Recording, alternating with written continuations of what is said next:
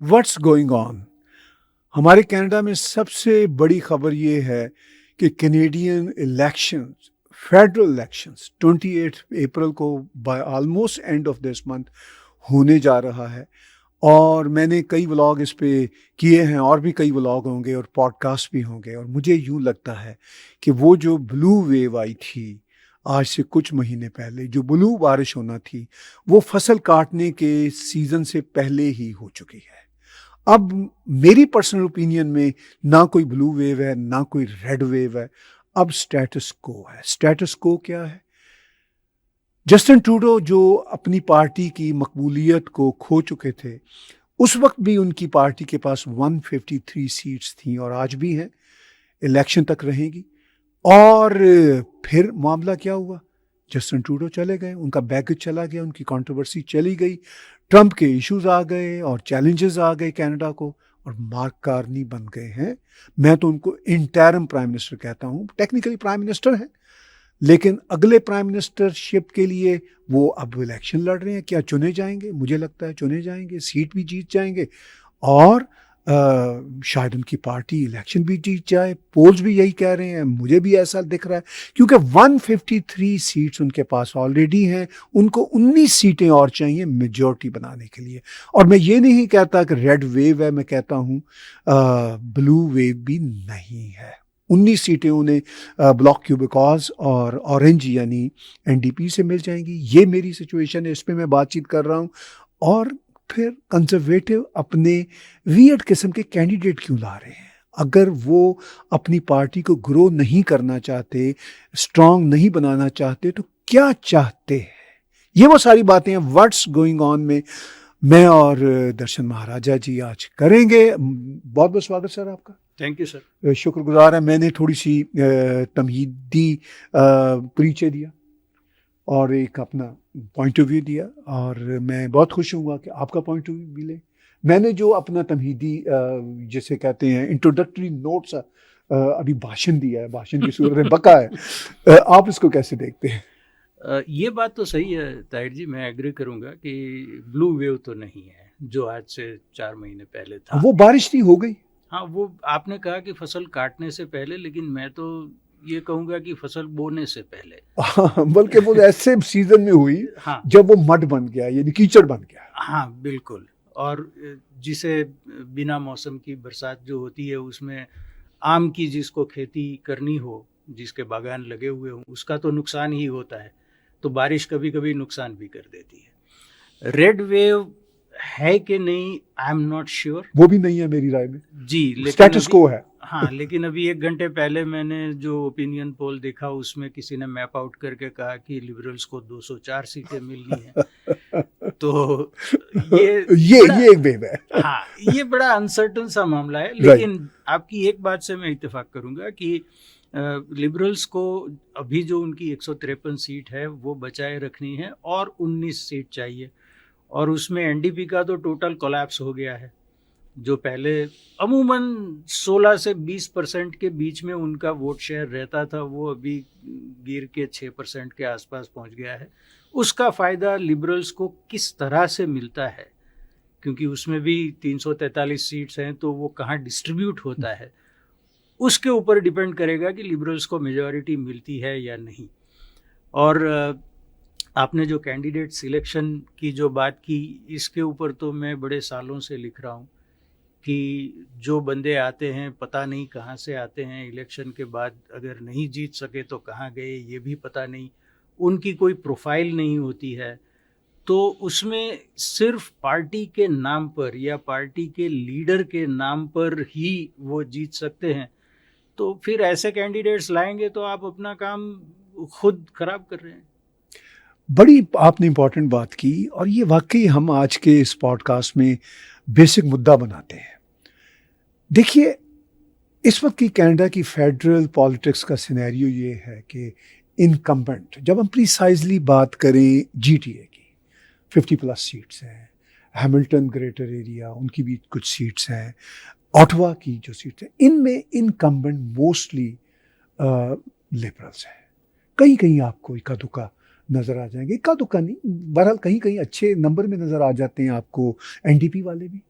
जो कि 24 सीटें तो उनके पास हैं फेडरल लेवल की, शायद GTA में, हैमिल्टन में, और मिला के कोई 8-10 यहाँ भी होंगी, अच्छा नंबर होता है।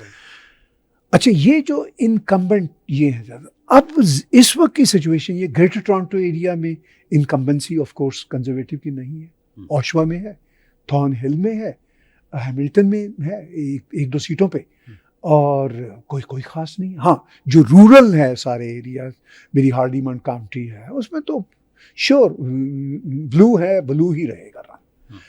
जो रूरल एरिया वहाँ पे कंजर्वेटिव है। मगर यहाँ पे जो आपने कैंडिडेट्स की बात की, हम जिस स्टूडियो में बैठे हुए हैं, फॉर इंस्टेंस मॉल्टन मिसागा की राइटिंग है, यहाँ पे लिबरल का एक यंग चैप है जो इनकम्बेंट है, लड़का पंजाबी कम्युनिटी से है, एक पंजाबी कम्युनिटी की लड़की निकी कौर जिसने ब्रैम्पटन का इलेक्शन लड़ा, वो भी यहाँ से सीख कर रही थी नॉमिनेशन। मैं एक एग्जाम्पल दे रहा हूँ, और भी कई एग्जाम्पल्स हैं। अब निक्की एक बेहतर थी कैंडिडेट, यहाँ की बॉर्न ब्रॉट अप है, सारा कुछ है। अगर निक्की को ये सीट मिलती तो हो सकता है कि वो लिबरल का रंग चेंज ना कर सकती, मगर जो डिफरेंस ऑफ हार है, जो वोटों की difference of percentage of votes है हार में, वो शायद कम हो जाता। और फिर अगला स्टेप, निक्की को मॉल्टन में अगर वो जीत जाती, जिसके चांस थे, और अगर वो हार भी जाती तो अगले इलेक्शन में उसके जीतने के फिर चांस थे। मगर आपने जो बात की, होता क्या है कि कंजर्वेटिव पार्टी हम कई सालों से देख रहे हैं, कैंडिडेट लाती है कहीं पे, फेंकती है, वो कामयाब नहीं होता, फिर कोई और चेहरा ढूंढती है, उसको ग्रो नहीं करती, पार्टी को ग्रो नहीं करती। शायद ये बात आप करना चाह रहे हैं। ये प्रॉब्लम तो सब पार्टियों में है, राइट, सिर्फ कंजर्वेटिव पार्टी की नहीं है। लेकिन लिबरल पार्टी की स्ट्रेंथ ये है कि उनकी जो मशीनरी है वो ज़्यादा एफिशिएंट है। वो वहाँ भी मैंने कहीं नहीं देखा कि एक कैंडिडेट एक बार अगर उनका हार गया हो तो दोबारा नेक्स्ट इलेक्शन में वो ही कैंडिडेट हो, ऐसा मैंने देखा नहीं है। लेकिन वो हारता नहीं है ना, हम पिछले कई इलेक्शन से देख रहे हैं इनकम्बेंट बैठे हुए सारे के सारे ये भी तो एक फैक्टर देखिए ना जी। लेकिन आप पिछले 25 साल के इलेक्शंस में देखें, राइट, तो ऊपर नीचे काफी हुआ है। और उसमें आप ये नहीं देखेंगे कि एक बार लिबरल कैंडिडेट हार गया तो दूसरे इलेक्शन में भी वही कैंडिडेट हो। तो कैंडिडेट का नया होना तो कॉमन है। मेरा सबसे बड़ा मसला ये है कि उस कैंडिडेट जो भी जिस पार्टी का भी हो, उसका कोई प्रोफाइल पब्लिक को पता ही नहीं होता। तो ये जज करना बहुत मुश्किल है एज अ वोटर। अच्छा, वोट तो मुझे करना है कैसे भी करके, तो फिर लोग क्या करेंगे कि भाई पार्टी के हिसाब से वोट देंगे या पार्टी का जो लीडर है उसके हिसाब से वोट देंगे। इसलिए ये बहस मैं ऑन गोइंग देख रहा हूँ कि कुछ लोग कहते हैं कि वोट फॉर ट्रूडो और vote for whoever the party leader is, और सामने आर्ग्यूमेंट ये होता है कि भाई एक ही राइडिंग है जहाँ इस बंदे के लिए लोग वोट कर सकते हैं। बट रियलिटी ये है कि बाकी जो राइडिंग्स हैं उसमें भी लोग लीडर को देख के ही वोट करते हैं, ठीक है ना। अब उसमें बिकॉज लिबरल पार्टी की मशीनरी ज़्यादा एफिशिएंट है, इसलिए conservatives are at a disadvantage, क्योंकि उनकी वर्किंग काफ़ी कैओटिक है। उसमें मैंने I have tried to make sense of it, लेकिन पता नहीं चलता कि ये कैसे हुआ। अब मेरी राइडिंग में इस इलेक्शन में जो कैंडिडेट है वो कहाँ से आई पता नहीं है, उसका एक ब्रीफ बायोडाटा दे देते हैं कि भाई इसका बैकग्राउंड ये है, पुलिस अफसर थी, अब बिजनेस पर्सन है, लेकिन आगे उसका कोई मुझे परिचय नहीं है। Right, so I have to decide कि भाई मुझे कंजर्वेटिव पार्टी के लिए वोट करना है या लिबरल पार्टी के लिए। अब कुछ वोटर्स ऐसे होते हैं जो लिबरल पार्टी की जो 9 साल से सरकार चल रही है उससे इतने नाखुश हैं कि वो कंजर्वेटिव के लिए वोट करेंगे। एनडीपी का तो सपोर्ट कोलैप्स कर गया है क्योंकि वो लिबरल के ही जूनियर पार्टनर बने रहे 2 साल तक, तो उसमें बहुत खामियाजा हुआ पार्टी का। पार्टी दोनों पार्टियों को हुआ, बाय द वे दोनों पार्टियों को हुआ। लेकिन अगेन लिबरल पार्टी की जो मशीनरी की मैं बात करता हूँ, शायद पिछली बार भी हमने ये जिक्र किया था कि एक तो अक्टूबर में जब उनकी सरकार गिर सकती थी तब उन्होंने कैसे भी करके जगमीत सिंह को कन्विंस कर दिया, राइट, एनडीपी को, कि एक बार हमें सपोर्ट कर दो। वो जगमीत सिंह ने कर दिया। फिर बाद में पार्लियामेंट प्रोरोग कर दी, उसके बाद में ट्रूडो साहब ने रिज़ाइन कर दिया, नए लीडर आ गए। तो ये एफिशिएंट मशीनरी के निशान हैं कि भाई बाजी जो हारी हुई है उसको आप अपनी तरफ कैसे ला सकते हो। राइट। वो उन्होंने अच्छी तरह से किया। जो मैं देखता हूं कि कंजर्वेटिव्स में ये एबिलिटी नहीं है। सो जीती हुई बाजी को वो कभी कभी हार जाते हैं। इस बार भी ये पॉसिबिलिटी है, और उसमें हम चाहे जितना भी ब्लेम कर लें जगमीत सिंह को या प्रेसिडेंट ट्रंप को, लेकिन अल्टीमेटली आपकी जो पार्टी मशीनरी की इनएफिशिएंसी है वो तो आप ही की बिल्कुल है, जिम्मेदारी है ना। That's it. देखिए आपने बात की कंजर्वेटिव की खास तौर पर, क्योंकि लोग बहरहाल चेंज ऑफ फेस और चेंज ऑफ नेम चाह रहे होते हैं। 3 बार लिबरल की सरकार चल रही थी, तो लोग चाह रहे थे कंजर्वेटिव आए। तो कंजर्वेटिव के लिए एक तरह से वेव बनी जैसा 4-5 महीने पहले। और जब ट्रूडो के एमपीज ने ये कहना शुरू किया कि भाई आप चले जाएं वरना हम हार जाएंगे, तो मैंने उस वक्त हंस के सोचा कि ट्रूडो रहे ना रहे आपने तो वैसे ही हार जाना है। सच्ची बात ये, मैंने ये सोचा, क्योंकि इतना बैगेज बन गया हुआ था ट्रूडो का। फिर जब क्रिस्टिया फ्रीलैंड ने अपना बॉम्बशेल रेजिग्नेशन दिया, एलिगेशन सॉर्ट ऑफ लगाए, तो ट्रूडो को फिर जाना पड़ा। उसके बाद मार्क कार्नी आ गए, और फिर वो प्रेसिडेंट ट्रंप ने ऑफिस संभाल लिया। वो जीत गए वहां से, फिर ऑफिस संभाला, फिर वो बयानबाजियां शुरू हो गई। ऑफिस संभालने से पहले ही शुरू हो गई थी उनके। 51st स्टेट की उसका भी प्रेशर आया। अब मार्क कार्नी के आ जाने के बाद मैं बिल्कुल नहीं समझता कि कोई रेड वेव बनी है, मगर जो इनका था वो एसेट वापस आ गया, और जो ऑरेंज कलर था वो नीचे बहुत फेड हो गया, और वो अब रेड में कुछ मिल रहा है। इवन वो ब्लॉक क्यूबिकॉस का भी इसलिए मिल रहा है, जो मुझे इंफॉर्मेशन क्यूबैक से आ रही है। लोग कह रहे हैं वहां के सेपरेटिस्ट पार्टी है ना, लोग कह रहे हैं कि भाई ये सेपरेटिज्म के नाम पे हम कब तक फेडरलिज्म में घुसे रहेंगे। उनके सपोर्टर ये कह रहे हैं अगर हमें फेडरलिज्म में ही घुसे रहना है सेपरेटिज्म के नाम पे, तो फिर हम फेडरल पार्टी के साथ ही चलते हैं। और वहां पे ट्रेडिशनली ब्लॉक क्यूबिकॉस के बाद लिबरल का नाम ज्यादा है ट्रेडिशनली क्यूबैक से, तो वो जाहिर है वो भी लाइट ब्लू कलर जो उनका है वो अब रेड में चेंज हो रहा है। तो यहां सिर्फ इनको 19 सीटों की जरूरत है मेजोरिटी बनाने के लिए। और यहां पे मैंने बहुत ग्राफ लगाया जीटीए में, ब्रैम्पटन की 6 सीटों में मैंने बड़ा वो जिसे कहते जायचे खैंचे सब लोगों के नाम नहीं, जो इनकम्बेंट है कोई शक्ल ही नहीं है। जब 15-20% कहीं कहीं 25% आपका डिफरेंस होगा कंजर्वेटिव का ऑलरेडी जो इनकम्बेंट है, तो वो आप कैसे पार्ट करेंगे? खलीज जो है वो कैसे पार्ट करेंगे? और जो आज का हमारा मुद्दा, कैंडिडेट नहीं है आपके पास ढंग के।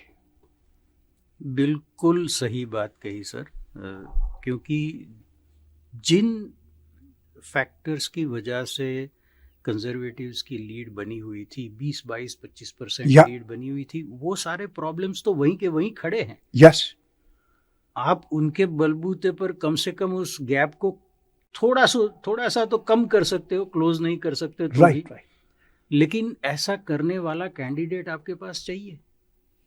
और अभी ब्रैम्पटन में तो मैंने देखा 6 जितने भी इनकम्बेंट है, हाँ नहीं, जो कंजर्वेटिव के जो कैंडिडेट्स हैं, उनमें से किसी ने इसके ऊपर ऐसा नहीं कहा जिससे कि लोग एक बार सोचें कि ये बंदा या ये लेडी सही है। राइट, ऑल्टरनेट हो सकती है, ऑल्टरनेट हो सकता है।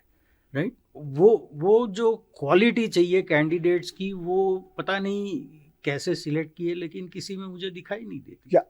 या तो है और उन्हें रोका जा रहा है बोलने से। मिसागा में सेम सिचुएशन है।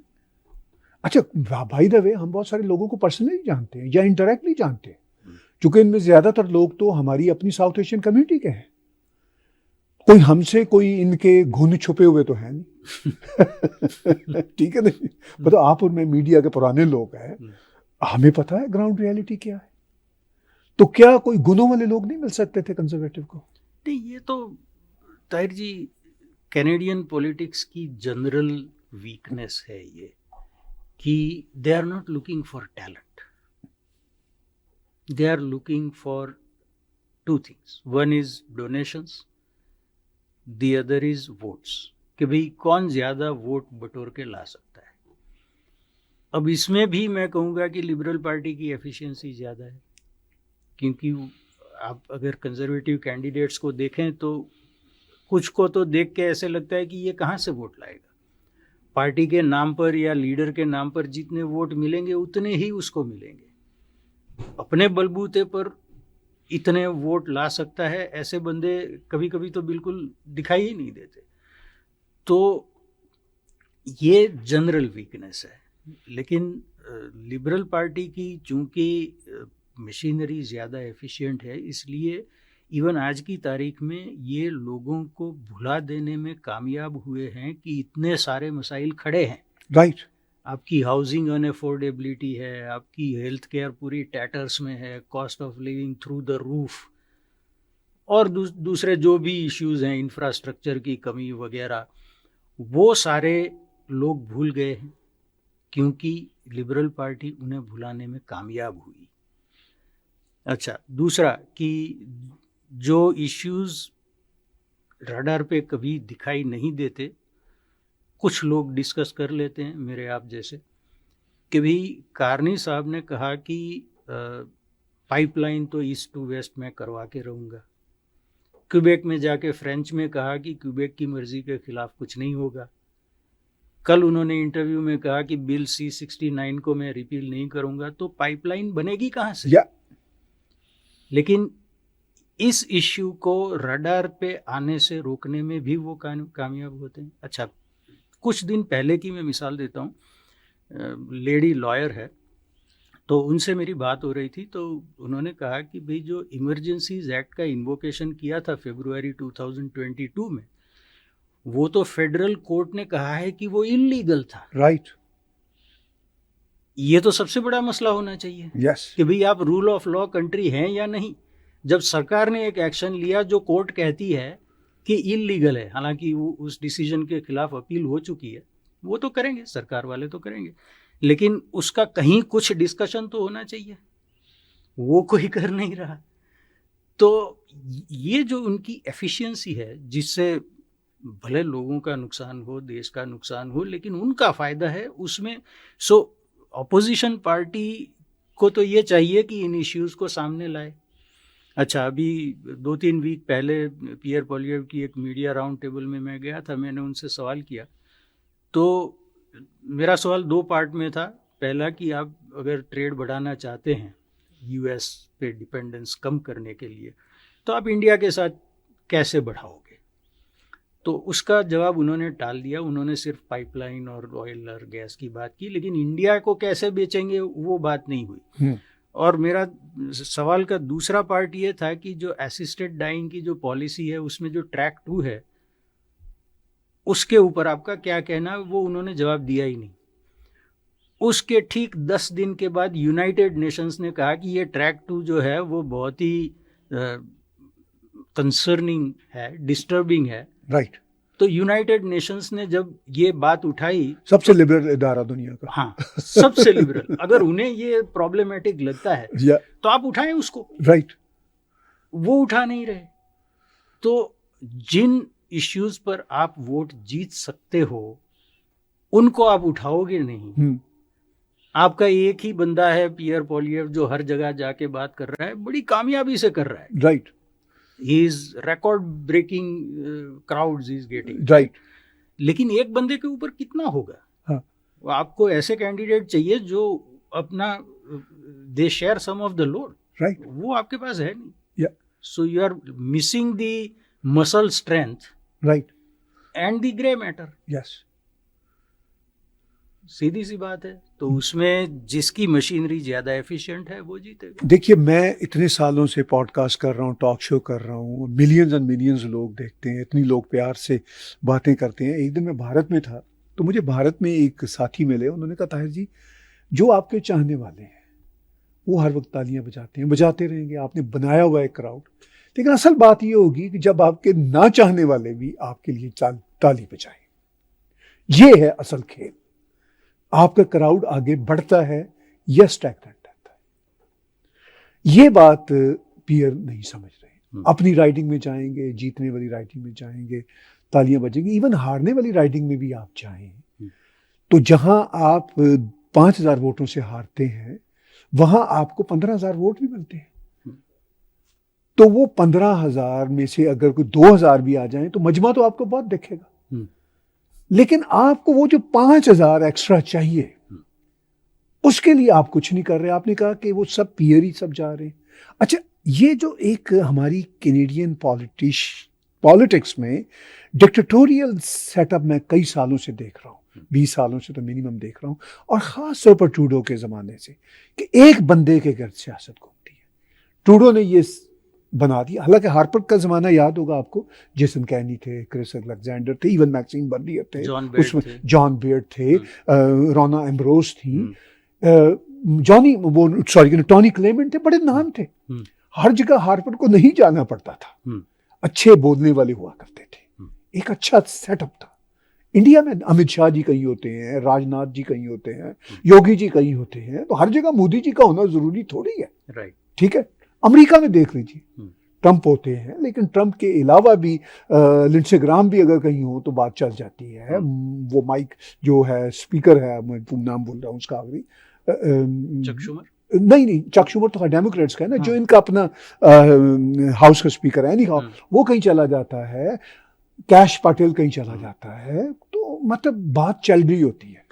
हमारे यहाँ पार्टी लीडरों में जगमीत सिंह साहब है, वो होते हैं तो एनडीपी नजर आती है। अब जगमीत साहब, मैं उस दिन हैमिल्टन में देख रहा था, एक बड़ी सी बस लेके गए, वो अपनी इलेक्शन रैली कहीं पे थी माउंटेन पे। अब यकीन कीजिए वो उस बस को नहीं भर सके, जितने लोग अंदर मौजूद थे ना, और जितने बस में को 8-10 बैठे हुए थे, वो स्टाफर जो होते हैं, उन सबको मिला भी दें तो आधी बस खाली थी। तो मैं ये सोच रहा था कि क्या इन्होंने पूरी एनडीपी को बस के नीचे, वो एक मुहावरा है ना इंग्लिश का, अंडर द बस फेंक दिया। ये पॉलिटिकल पार्टियों का सीन है। ठीक है, मतलब ये खालिस्तानी सिंपैथाइजर लीडर हैं, ये अपने खालिस्तानी क्राउड को नहीं बस में ला सके, ये इनका हाल है। अच्छा, ये अपने जो हैं ट्रूडो साहब, ये गैदरिंग इकट्ठी कर लिया करते थे, पीयर भी कर लेते हैं, मगर इन दोनों के फेसेस के अलावा, अभी मैंने हार्पर के ज़माने के लोगों की बात की, उन्हें बड़े बड़े नाम थे। अब यह लगता है कि इन लीडर्स ने, उनकी पार्टियों ने सेंट्रलाइज कर दिया इतना सबको। ये भी आपको डिक्टेटोरियल शिप सी फील हो रही है? हाँ, बिल्कुल बिल्कुल, क्योंकि मैं भी यहाँ 20 साल से रह रहा हूँ। राइट। और मैं जब आया तब मेरे ख्याल क्रिश्चियन साहब या जा रहे होंगे, पॉल मार्टिन आए उसके बाद, पॉल मार्टिन साहब की सरकार थी। तब से मैं देख रहा हूँ कि उनके बाद फिर हार्पर साहब आए, तो सिर्फ जिसे पाकिस्तान में कहते हैं ना फर्द वाहिद की हुकूमत, ऐसा नहीं था। वो 2015 के बाद में ऐसा ही हो गया, और सब पार्टियों में ये हुआ, राइट, कि लीडर के अलावा और कोई आपको दिखाई ही नहीं देता है। जैसे एक कॉन्स्टेलेशन चाहिए ना आपको, कि भाई सितारे ज़्यादा होने चाहिए, वो या तो उनकी इनसिक्योरिटी है या फिर उनको पूरा कंट्रोल अपने हाथ में चाहिए। लेकिन उसमें कंजर्वेटिव्स, क्योंकि वो अभी ऑपोजिशन में है और मेजॉरिटी या माइनॉरिटी जीतना चाहते हैं, उनके लिए ज़्यादा नुकसानदेह है, क्योंकि एक से ज़्यादा बंदे आपके हो जो बिग हिटर जिसे कहते हैं, तो उसमें आपका ही फ़ायदा है कि भाई देश के एक कोने में एक बंदा बोल रहा है, दूसरे कोने में दूसरा बंदा बोल रहा है, तो you are covering more ground in the same time. आपके पास टाइम तो 5 वीक का ही है, बल्कि 5 वीक के पहले भी जो टाइम था वो भी ज़ाया हुआ। राइट। तो ये सारी स्ट्रैटेजी की बातें हैं, और इन सारी वीकनेसेस के बावजूद लिबरल पार्टी की मशीनरी चूंकि एफिशिएंट है, और चूंकि उन्हें सिर्फ 19 ज़्यादा सीटें चाहिए, अगर 19 नहीं भी मिलती हैं ताहिर जी, तो माइनॉरिटी गवर्नमेंट तो रहेंगी, वो तो रहेगी, बिल्कुल ठीक बात, राइट। तो सामने से क्योंकि ये तो 50 लेने से रहे। हाँ, मैंने मैथमेटिक्स करके देखा, मैंने वो जैसे होता है ना जायचे खेचे, जादू टोना करने की कोशिश की कि भाई कोई ऐसी सूरतों में सागा का जो रेड कलर है ये कहीं चेंज हो जाए। मैं एक इनकम्बेंट को जानता हूँ, और एक जो कंजर्वेटिव का वहाँ पे फिलर है, मैं फिलर ही कहूँगा, जो फिलर है, मैं उन सबको जानता हूँ personally. Same is the case in Brampton, same is the case in Scarborough, in Burlington, everywhere in GTA। इतना बड़ा ये एरिया है, GHA को, ग्रेटर हैमिल्टन एरिया को साथ मिला लीजिए, ठीक है, वहाँ की भी सीन को मैं बहुत अच्छी तरह जानता हूँ, बर्लिंगटन में रहता हूँ और काउंटी में मेरा मतलब फार्म हाउस है, तो वहाँ पे बहरहाल डॉक्टर लेस्ली लुइस हैं, वो तो पक्की हैं। वही जो बात मैंने शुरू में की कि जहाँ ब्लू है वहाँ ब्लू है, ऑलमोस्ट जहाँ रेड है वहाँ रेड है, मगर जहाँ ऑरेंज कलर था वो नहीं रहा, वो नहीं रहेगा, लगता है ऐसे ही है। जहाँ ब्लू, लाइट ब्लू क्यूबैक में था कलर, वो भी उतना नहीं रहेगा। इसका फायदा अपरेंटली यही लगता है कि लिबरल को होगा, लिबरल की सरकार बनेगी। आपने बड़ी अच्छी बात की, मसले वही हैं जो लिबरल की सरकार में खड़े हुए, वो मसले आगे भी इनकी सरकार बनने की सूरत में हल होते नजर नहीं आते, ठीक है। लेकिन कंजर्वेटिव की, अच्छा फिर एक और फैक्टर हम दोनों भूल गए, नरेटिव बड़ा कमजोर है। कंजर्वेटिव का ये कहना है सारा मीडिया इनके साथ है। भाई मीडिया सारा अमेरिका में भी प्रेसिडेंट ट्रम्प के साथ था, एक ही था ना फॉक्स। आपने आज तक फॉक्स जैसा कोई मीडिया ही खड़ा नहीं किया। इस पे जरा नरेटिव पे बात कीजिए, जो आपका और मेरा फील्ड है। हाँ नहीं, ये तो पहले हमने बात की तब मैंने ये जिक्र किया था कि एक सन टीवी करके शुरू हुआ था, या राइट, जिसे कि सपोर्ट करना चाहिए था। अच्छा, एक प्रॉब्लम ये आती है कि जहाँ प्रिंसिपल पे अड़े रहना ज़रूरी ना हो, वहाँ अगर आप अड़े रहें तो फिर आपका नुकसान होगा। राइट, ठीक है कि भाई ट्रूडो साहब ने तो $600 मिलियन दे दिए, उनकी तरफ जो मीडिया है उनको दे दिया। हार्पर साहब ने मना कर दिया सन टीवी को सपोर्ट करने से। राइट भाई, ये तो प्रैक्टिकल दुनिया है। यस, चाणक्य नीति करनी पड़ती है या कि भाई ये इसमें मेरा लॉन्ग टर्म फ़ायदा है तो मैं ये करूँगा, उसके लिए प्रिंसिपल को हटा दूँ। शायद मैंने वो एग्जाम्पल भी दिया था कि महाभारत के युद्ध में कर्ण अपने चैरियट से उतरा हुआ था और भगवान कृष्ण ने कहा इसको मार दो, नियम के खिलाफ था, मार दो, क्योंकि वरना आपकी जंग की एंड नहीं होने वाली। राइट, तो ऐसे आपको चाहिए। दूसरा कि जो अभी हमारे जो मल्टीकल्चरल माहौल है उसमें इंक्रीजिंग परसेंटेज ऑफ कैनेडियंस ऐसे हैं जो मीडिया इंग्लिश या फ्रेंच में कंज्यूम नहीं करते, अपनी मादरी ज़ुबान में करते हैं। तो आपको ये भी करना होगा कि इनमें आप सिलेक्ट करके उनको सपोर्ट करें जो आपके हिमायती हों, चाहे पार्टीजन बात ना करें, जैसे मेरे आप जैसे लोग तो नहीं करेंगे। राइट, कुछ ऐसे भी होंगे कि भाई हम आपकी पार्टीजन बात करो, उनको भी करो। Of course you have to accommodate all diverse ideas. नहीं, और टैक्स पेयर फंडेड सीबीसी अगर पूरी तरह से पार्टीजन बात कर सकती है तो आप किस प्रिंसिपल पे अड़े हुए हो भाई? एक बार उसको रिलैक्स कर दो कि भाई यहाँ ये जरूरी है, ठीक है ना। तो ऐसे नर्चर करने चाहिए मेन स्ट्रीम में और एथनिक मीडिया में, जिससे कि आपकी रीच बढ़े। क्योंकि आपने वो जो कहा ना कि भाई जो आपका 5,000 का जो लूजिंग मार्जिन है उसको कैसे क्लोज करोगे, तो आपको ऐसे मीडिया को सपोर्ट करना चाहिए जो आपको वो एडिशनल वोट लाके दे, जो लोगों को कन्विंस कर सके कि भाई ये बात सही है। आज तो वो कोई फोर्स है ही नहीं, अकेले पीआर साहब घूम रहे हैं पूरे देश में, तो एक आदमी से कितना होगा। तो आपका जो सवाल था उसका जवाब यही है कि भाई आप ऐसे मीडिया यूनिट्स को सपोर्ट करें।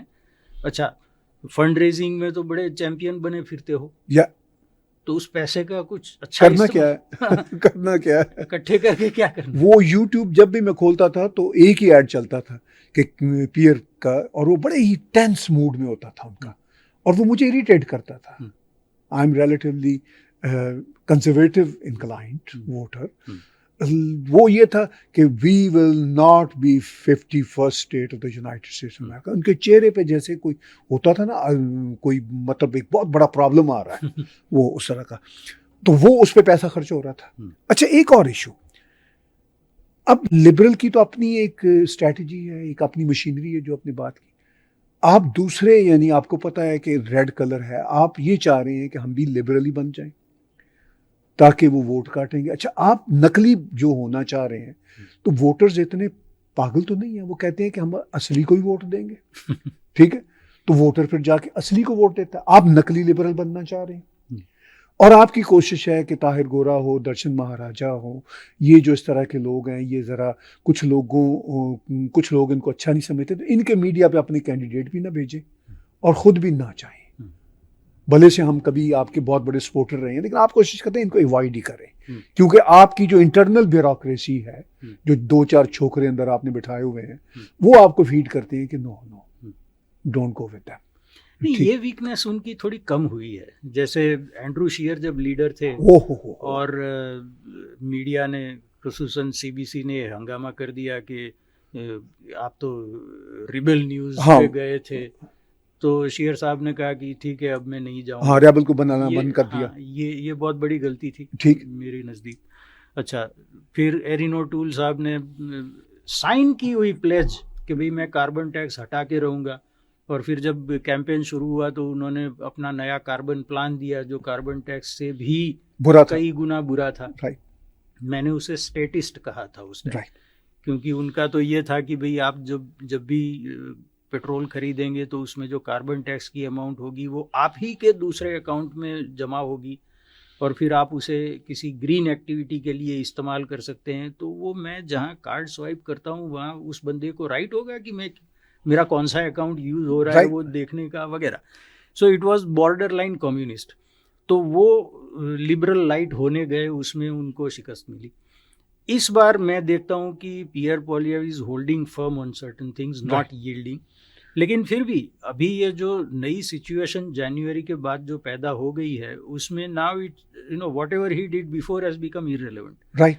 तो अभी कंपटीशन ये चल रही है कि ट्रम्प साहब के आगे कौन कनाडा को ज्यादा अच्छी तरह से बचा सकता है। राइट, या उनके सामने खड़ा कौन हो सकता है। बचाना तो फिर एक पॉजिटिव बात है, ज्यादा ये बन रहा है कि उनका डट के मुकाबला कैसे हो सकता है। पॉसिबल नहीं है अमेरिका का डट के मुकाबला हो सके। और उसमें मार्क कार्नी साहब का सबसे बड़ा प्लस पॉइंट ये है उनका बायोडेटा। राइट, क्योंकि बैंक ऑफ कनाडा के गवर्नर थे, बैंक ऑफ इंग्लैंड के गवर्नर थे, ब्रूकफील्ड के सीईओ या चेयरमैन जो भी थे, और कैरियर पॉलिटिशियन नहीं है। कैरियर पॉलिटिशियन ये ट्रम्प को भी फायदा हुआ इस बात का। बिल्कुल। और वो $600 बिलियन की जो कॉरपोरेशन है उसके सरबराह थे। राइट। तो उनकी पहले तो जान पहचान उस लेवल पे होती है, तजुर्बा होता है कि ऐसी कॉम्प्लेक्स डील को कैसे हैंडल किया जाए वगैरह। तो उसमें उनकी जो नेगेटिव्स है वो भी छुप जाती है। राइट। कि भाई सालों से वो दुनिया को कह रहे हैं कि डीकार्बनाइज कर दो, नेट ज़ीरो चाहिए हमें, जो भी CO2 एमिशन करेगा उसे हम सजा देंगे वगैरह वगैरह। उसी वक्त वो अबू धाबी में ऑयल पाइपलाइन में डील कर रहे थे। राइट। $10 बिलियन US की पाइपलाइन में 49% स्टेक लिया है। ऑस्ट्रेलिया में कोल एक्सपोर्ट का जो पूरा हार्बर है वो उस कंपनी की मालिकी का है। अभी कुछ दिन पहले खबर आई कि US में कोई गैस पाइपलाइन है वो खरीदने जा रहे हैं। राइट वगैरह। उनके जो नेगेटिव्स है वो सारे किस तरह से हाईलाइट हों। राइट। अगर पियर साहब ठोक बजा के कह भी दें तो कितनी देर तक ये कहते रहेंगे। आपके पास 1-2 डजन ऐसे मीडिया यूनिट्स चाहिए जो इसके ऊपर हैमर करते रहे। राइट। वो है नहीं। या so if you don't have an ecosystem, वो माओ से टूंग ने कहा था ना कि मछली तब तक जिंदा रह सकती है जब तक तालाब में पानी हो। राइट। तो तालाब में पानी भरने का काम तो आपका है, वो अगर आप नहीं करोगे तो मछली जिंदा नहीं रह पाएगी। देखिए दर्शन जी, बड़ी इंटरेस्टिंग सूरत हाल है। इलेक्शन अब चंद दिन रह गए हैं और रिजल्ट्स भी हम देख लेंगे, लेकिन ये रिजल्ट्स वो नहीं है जो मैं एंटीसिपेट कर रहा हूँ in terms of polls, in terms of ground reality. अभी हम इनकी कंजर्वेटिव पार्टी की जो सिलेक्शन का या जो इनके कैंडिडेट्स को इलेक्ट करने का तरीका था वो इतना मजाक का खेज है। वो आपने कहा कि ठीक है बाकी पार्टियों में भी चलता इसी तरह ही होता है, मगर बाकी पार्टियां 3 टर्म से बैठी हुई है ना पार्लियामेंट के अंदर, फेडरल पार्लियामेंट के अंदर तो बैठे हुए हैं इनकम्बेंट से। इनके भी इनकम्बेंट है कंजर्वेटिव के अपनी इनकी रूरल राइडिंग्स में से। ये रूरल राइडिंग्स में से स्पेस नहीं बन सकती लिबरल्स की, और कॉस्मोपॉलिटन ये जो बड़े बड़े कॉन्स्टिट्यूएंसीज हैं इनमें इनकी नहीं बन सकती कंजर्वेटिव की। सिचुएशन ये है। लेकिन हमने देखा, खासतौर पर अगर हम अपनी भारतीय कम्युनिटी की तरफ आएँ तो बहुत सारे हमारे कैंडिडेट थे, लायक लोग थे, पिकरिंग से रुचि थी और लोग थे, अदित्य झा जी भी कोशिश कर रहे थे, जो लोगों के साथ जुड़े हुए थे। ये जो अंदर की जो हमारे कंजर्वेटिव पार्टी के छोकरे हैं 2-4, या तो अपने ईगो के चक्कर में, एक छोकरे में नाम नहीं लेना चाहता, मुझे यहाँ तक कहा कि ताहिर हम नहीं लेंगे जो अंकल आंटियाँ हैं, हम यंग लोगों को लेंगे। तो मैंने कहा यंग लोगों को ले रहे हो तो निकी कौर तो रिलेटिवली यंग है, या रुचि या रुचि का भी तो मैंने कहा इनका क्या कसूर है। वो फिर आए बाएं शाएं कि इनकी फलां के साथ रजिस्ट्रेशन है, या हम पर्सनली पसंद नहीं करते, या ये हिंदू कॉज की बात करते हैं। लेकिन लाइक लोग लूज कर रहे हैं। आफ्टर ऑल इस GTA में हमारी कम्युनिटी 1.5 से 2 मिलियन की है। उसमें से कुछ नाम इन्होंने किए हैं पिक, मगर वो नाम जिनका कम्युनिटी में कोई रूट्स नहीं है, जिनकी रूट्स थी, उनको पिक नहीं किया। तो इससे नुकसान उन लोगों को तो कम हुआ, पार्टी को नुकसान नहीं हुआ। आप कैसे देखते हैं? सबसे पहले तो हिंदू धर्म के हवाले से कि गाय की पूजा होती है क्योंकि उससे बहुत बड़ा फायदा हो सकता है, नाग की पूजा होती है क्योंकि उससे नुकसान हो सकता है। आप में दो में से एक सलाहियत चाहिए, यानी डर हो या खौफ हो, या तो मतलब मोहब्बत हो, फायदा हो, हाँ फायदा हो या खौफ हो, या खौफ हो। ये एक्चुअली बात है। हाँ ठीक है ना। आपकी वोटिंग परसेंटेज है 22%, तो दे नो कि वो आपको इग्नोर करना अफोर्ड कर सकते हैं। दूसरा, आपकी ऐसी कोई मरकज़ी इंस्टीट्यूशन नहीं जो कि आपके जो क्वालिफाइड बंदे हों, जो जाना चाहते हों पॉलिटिक्स में, उनको प्रोजेक्ट कर सके, जो कि दूसरे आइडेंटिटी ग्रुप्स में होता है, चाहे मज़हब के हवाले से हो या नेशनलिटी के हवाले से, बैक होम जहाँ से हैं। वो आपकी पास वो ऑर्गेनाइजेशनल स्ट्रेंथ है नहीं। तो जो आपके इंडियन या हिंदू कम्युनिटी के जो एस्पायरिंग कैंडिडेट्स हैं, वो they are on their own, वो बेचारे मेहनत करते हैं। हाँ, उनके पीछे कोई इंस्टीट्यूशन नहीं है, उनके पीछे क्योंकि इंस्टीट्यूशन है ही नहीं हमारी कम्युनिटी। हाँ, कमाल की बात है ये भी। ठीक है ना। अब यहाँ आए हुए हमें इतनी दहाइयाँ हो गई, मेगा मिलियनर्स हैं हमारे लोगों में से। हाँ बिल्कुल, बड़ी बड़ी बातें करते हैं, बड़े बड़े मतलब डोनेशन भी देते हैं, मगर अपने इंस्टीट्यूशन नहीं बनाते। ये कमाल की बात है। एक साहब, मैं नाम नहीं लूँगा, जो कि मल्टी 100 मिलियनेयर हैं, राइट। और उनका ये दावा है कि जस्टिन ट्रूडो जब छोटे थे तब से उनको जानते हैं। राइट, जानते होंगे। और उनके घर पे आते हैं, खाना खाते हैं वगैरह। तो मेरा उनसे सवाल एक ही था कि आपने कितने अपनी कम्युनिटी के कैंडिडेट्स को मेंटर किया? राइट। एक भी नहीं। राइट। तो फिर आपकी ये जो सारी बातें हैं, इन्हें सुनने में मुझे कोई दिलचस्पी नहीं है, या क्योंकि अल्टीमेटली चाहे हम पसंद करें या न करें, ये लाइफ ऐसे ही चल रही है, जिसमें लोग एक दूसरे के सामने कॉन्टेस्ट कर रहे हों, डोमिनेंस के लिए एफर्ट कर रहे हों, अपना फ़ायदा निकालने के लिए। उसमें आप संत महात्मा बन के बैठ जाओगे तो कुछ नहीं होगा। आपको भी वही गेम, जैसे मैंने पहले कहा था ना, कि भाई you play a game by the rules of that game. कभी क्रिकेट की मैच है, आप सॉकर की चड्डी पहन के आ गए तो नहीं काम चलेगा, राइट। सो उस हिसाब से जब तक इंडियन या हिंदू कम्युनिटी ऑर्गेनाइज नहीं होगी, एक इंस्टीट्यूशन नहीं बनाएगी, एक होना चाहिए, कम से कम एक हो, बेशक भले से कई हो। अब जूश कम्युनिटीज़ के 4-5 हैं इंस्टीट्यूशन, बनाए बरत है, सीजा है, विजनथॉल सेंटर फॉर हॉलोकॉस्ट स्टडी है, कैनेडियन जूश कांग्रेस, और कई हैं, और आपस में उनकी बनती नहीं है। मगर हर इंस्टीट्यूशन की अपनी वर्थ है, ठीक है। हमारे यहाँ बातें बड़ी बड़ी होंगी, जैसे हमारा देसी एक्सप्रेशन है, छोड़ते बड़ी बड़ी है, ठीक है, लेकिन प्रैक्टिकली कोई इंस्टीट्यूशन नहीं है किसी का इस कॉज के लिए, लॉबिंग के लिए, अपनी डिफेंस के लिए। कोई प्रॉपर ऑफिस नहीं है, कोई स्टाफ नहीं है, कोई कुछ नहीं है, सब थूक के साथ पकौड़े तलना चाहते हैं। बिल्कुल, ये इसका मामला है। ये भी मसला था। आखिर में रैप अप करते हुए आज की कन्वर्सेशन को, और आने वाले दिनों में दर्शन जी, हम अगरचे पहले से कई महीनों से बातें कर रहे हैं, आने वाले दिनों में और बातें बढ़ेंगी इन इश्यूज पे, और भी लोग हमारे साथ जुड़ेंगे। रैप अप करते हुए आप कैसे देखते हैं कि ये जो इलेक्शन होगा, इसमें खास तौर पर एक फैक्टर खालिस्तानी फैक्टर भी है। मैंने ये देखा कि जब ब्लू वेव आ रही थी तो खालिस्तानी सिंपैथाइजर और सपोर्टर वो ज्यादातर इधर चले गए 3-4 महीने पर। उन्होंने कहा लो जी ए हुण आ रहे ने, वो पंजाबी, हम मैं भी पंजाबी हूं, तो उनको खुशी होता है कि जेड़ा जिते उनके नाल। तो उन्होंने कहा कि ये अब चल पड़ा, तो वो सब उधर चल गए। उनको बड़ी डिसअपॉइंटमेंट होगी, जो कि लग रहा है जो तो जीते हुए हैं वो तो जीत जाएंगे, लेकिन जो जीते हुए नहीं है उनका जीतना काफी नामुमकिन लग रहा है मुझे। हाँ, बल्कि एक तो आज डिस्क्वालीफाई भी हो गया, या शायद कल हुआ जी वो ब्रिटिश कोलंबिया में कहीं एबर्ट्सफोर्ड के आसपास, वो तो डिस्क्वालीफाई जी। भी हो गया। तो ये अभी मार्क कार्नी साहब का ऐसा सुना है कि उन्हें खालिस्तान से ज़्यादा कोई लगाव नहीं है पूरी मूवमेंट से, और दूसरा कि ब्रूकफील्ड के बहुत बड़े इन्वेस्टमेंट इंडिया में हैं। राइट। अगरचे उन्होंने वहाँ से इस्तीफा दे भी दिया, फिर भी उनकी हमदर्दियाँ तो उस तरफ होंगी। हाँ, उसी बात अच्छा, दिखलावे को होता है ना, by the way. 7-8 million dollar के शेयर भी हैं, हाँ, तो हमदर्दी थोड़ी और बढ़ती है।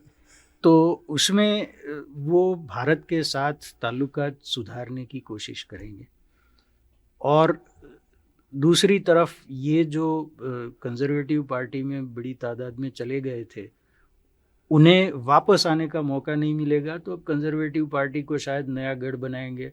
एनडीपी तो अब मोर और लेस ख़त्म हो गई, जगमीत सिंह साहब शायद उनकी कैरियर का फातिहा पढ़ लेंगे। हाँ, अगर वो अपनी सीट भी हार गए तो जैसा कि दिख रहा है पोल्स में। तो वो ये पूरा रीअलाइनमेंट हो जाएगा खालिस्तान मूवमेंट का, मुझे ये लगता है, अनलेस कंजर्वेटिव्स ये डिसाइड करें कि भाई हमें इसमें ज़्यादा नहीं जाना, right, not beyond more than what is strictly necessary on principle ground. Right. तो उस हिसाब से ये रीअलाइनमेंट होगा, ऐसा मुझे लगता है। बहुत बहुत धन्यवाद। Thank you sir. ये वो बातें आने वाले दिनों में खासतौर पर हमें 28 अप्रैल तक करते रहना होंगे, और 28 अप्रैल के बाद दुनिया के मसले कौन से कम हो जाने और या कनाडा के मसले कौन से कम हो जाने। जो मैंने कहा था ना, वो मसले तो वहीं खड़े। वो एक शेर हमारे दोस्त का कि लोग जो चाहें उन्हें कहने दिया जाने लगा है, मसला लेकिन वहीं रहने दिया जाने लगा है। एग्जैक्टली। मसला नहीं कहीं जाएगा, तो हमारी बातचीत भी कहीं नहीं जाएगी। व्यूअर्स, बहुत बहुत शुक्रिया, आपने टेक टीवी के आज के हमारे पॉडकास्ट को सुना, देखा। कनाडा के पॉलिटिक्स के हवाले से, इलेक्शन के हवाले से भी कई बातें, कई पॉडकास्ट आएंगे, लेकिन वही जो मैंने दर्शन जी से कहा कि दुनिया के मसले कौन से कम हो जाएंगे। नासिर काज़मी का एक शेर चलते चलते सुनाता हूँ। उन्होंने कहा कि दाइम आबाद रहेगी दुनिया, हम ना होंगे कोई हमसा होगा। बहुत बहुत शुक्रिया, धन्यवाद।